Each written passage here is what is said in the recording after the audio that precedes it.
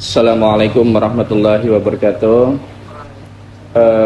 Datus Surgi Mufti atau Syekh Jamaluddin Al-Banjari merupakan keturunan keempat dari Datu Kalampayan atau Syekh Muhammad Arsyad Al-Banjari, yang mana Datu Haji Muhammad Arsyad Al-Banjari ini kawin dengan Ratu Aminah binti Pangeran Toha bin Sultan Tahmidullah dan seterusnya sampai ke Sultan Suryansah.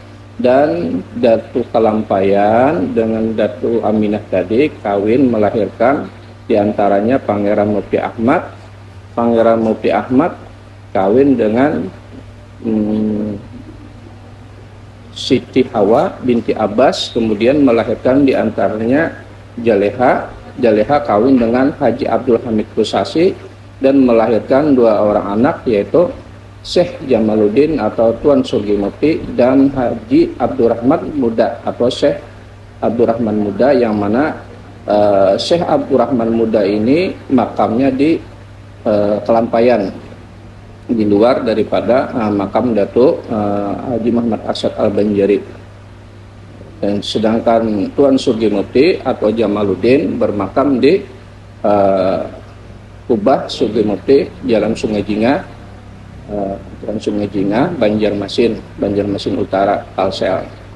Jadi Tuan Surgi Mufti ini yang merupakan keturunan keempat dari Datu Kalampayan, kurang lebih 35 tahun atau sampai 40 tahun menimba ilmu di Mekah. Dan beliau dibesarkan, dilahirkan di Desa Dalam Pagar, Kecamatan Istanbul. Di Desa Dalam Pagar. Kemudian beliau diberangkatkan oleh orang tuanya ke Mekah dengan menuntut ilmu dengan berbagai fan atau pak ilmu daripada keagamaan dan ilmu yang lainnya selama kurang lebih 40 tahun.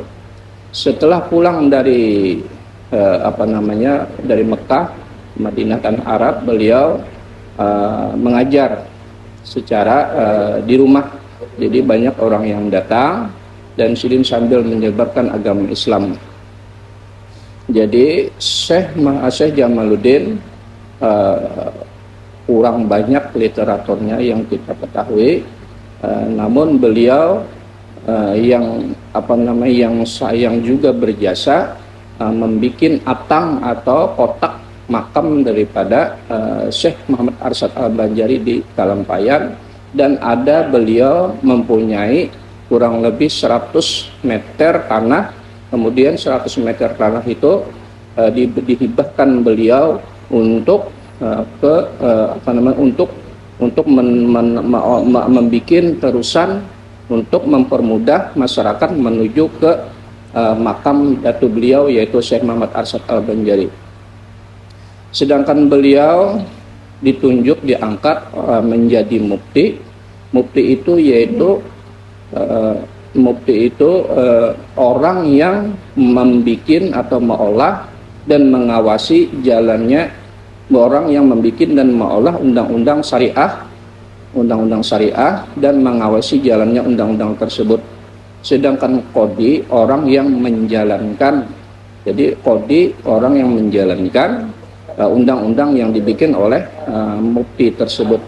Jadi beliau menjadi mufti atas petunjuk marina beliau atau paman beliau, yaitu Enggah Amin. Jadi merupakan keluarga beliau juga. Enggah Amin ini sepupu dua kali sama ayah beliau. Dari pihak ayah yaitu Haji Abdul Hamid Kusasi, Haji Abdul Hamid Kusasi bin Syarifah bin Umpil bin Mukmin. Mukmin ini mempunyai dua orang anak. Jadi menurunkan Enggah Amin dan menurunkan Datu Surgi Mufti. Tuan Mukmin ini merupakan menteri di dalam kerajaan Banjar, menurut literatur lah, itu yang ceritanya. Jadi Tuan Surgi Mufti ini mempunyai beberapa keahlian, diantaranya yaitu ilmu palak. Jadi banyak orang yang datang bertanya kepada beliau kapan yang sebaiknya untuk bercocok tanam, untuk berangkat ke perpergian. Nah, itu termasuk suatu keahlian yang diberikan Allah Ta'ala kepada beliau.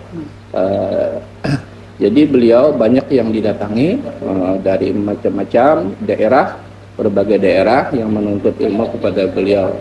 Jadi beliau wafat hari Sabtu, kemudian dikuburnya hari Sabtu, hari Minggu tanggal 8 Sidin wafat, 8 Muharram 1948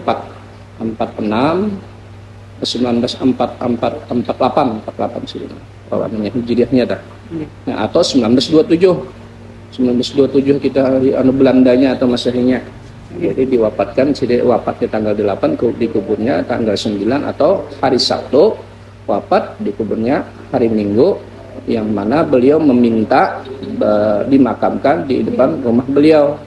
Nah, rumah beliau sendiri, yang mana rumah ini atau tanah ini merupakan hibah dari Mintuha Sidin. Mintuha Sidin itu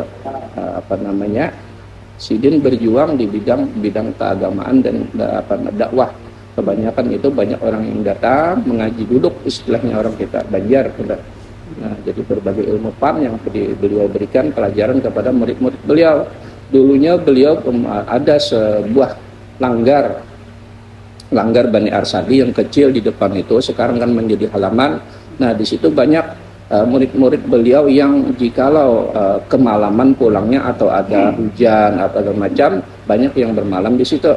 Nah, dulunya makam beliau ini merupakan pendopo, jadi tempat menerima tamu, mendatangkan beliau subuhi apa macamnya. Nah, itu fungsinya dah.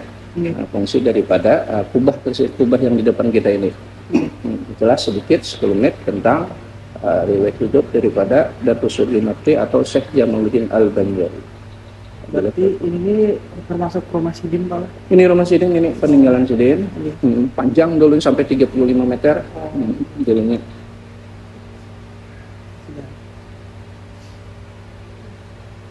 Dah. Enak merepetikan. Ada. Banyak bagiannya aja takut. Nih, sekalian jarak situ. Silakan.